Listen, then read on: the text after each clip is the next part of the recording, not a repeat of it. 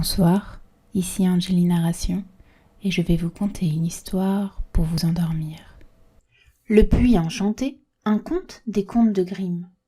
Une veuve qui s'était remariée avait 2 filles très belles dont l'une était travailleuse et l'autre plutôt paresseuse. Elle avait pour préférée cette dernière parce que c'était sa propre fille. Quant à l'autre fillette, elle n'était pas beaucoup appréciée. On la faisait travailler dur toute la journée et on la traitait comme une servante. La pauvre fillette devait chaque jour se rendre au bord du puits et filer jusqu'à ce qu'elle en ait le bout des doigts en sang. Un jour, alors que la bobine était toute tachée, la fillette se pencha au-dessus du puits pour la nettoyer. Mais la bobine lui glissa des mains et tomba tout au fond. Elle courut en pleurant chez sa belle-mère et lui raconta son malheur.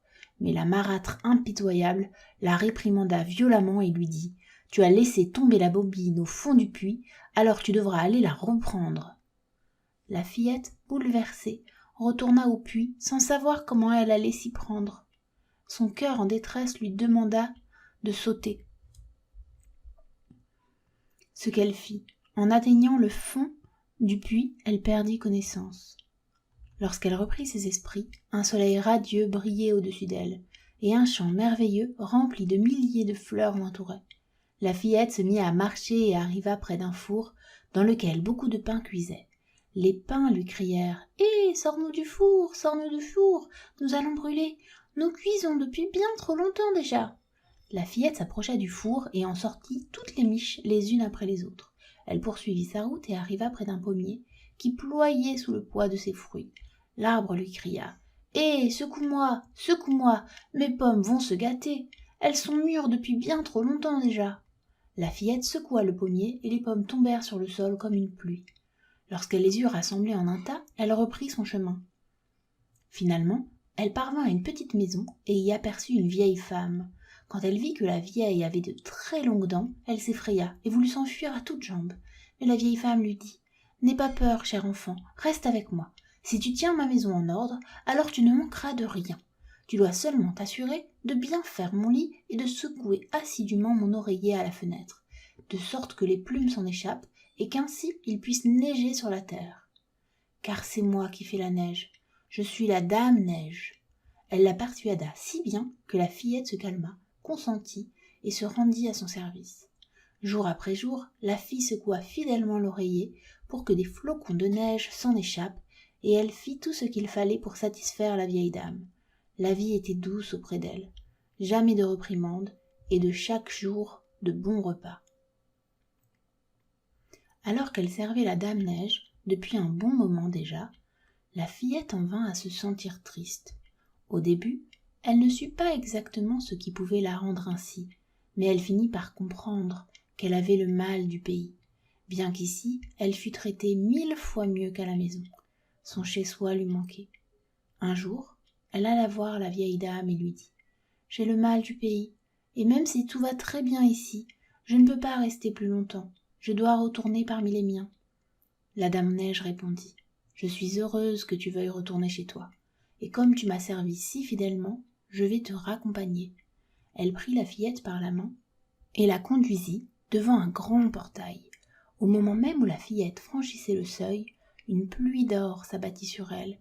Tout cet or se fixa sur ses vêtements, et il en tomba tant qu'elle en fut complètement recouverte. Puis, le portail se referma, et la fillette se retrouva sur terre, non loin de sa demeure.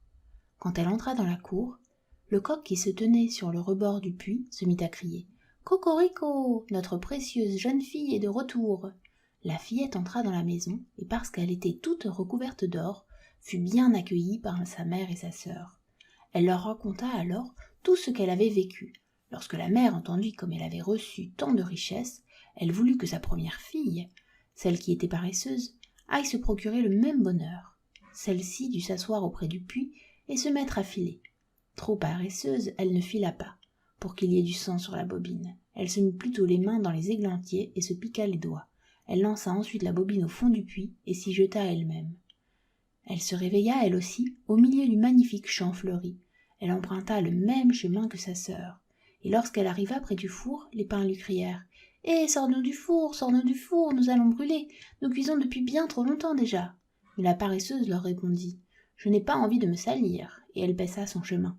Elle arriva bientôt près du pommier qui lui cria « Hé, secoue-moi, secoue-moi, mes pommes vont se gâter, elles sont mûres depuis bien trop longtemps déjà. » Mais elle lui répondit « Pas question, je pourrais en recevoir une sur la tête. » Et elle passa son chemin.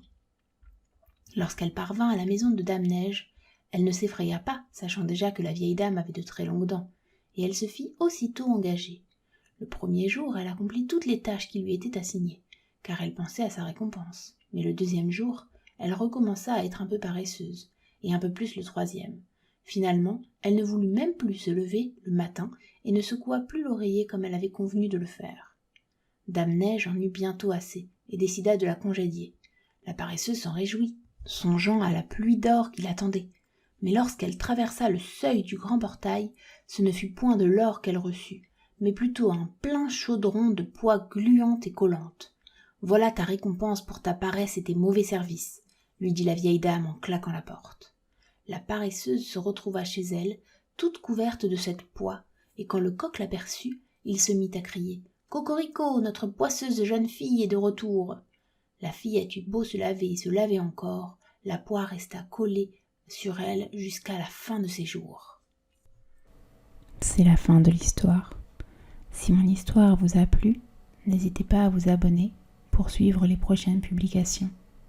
Bonne nuit et faites de beaux rêves enchantés.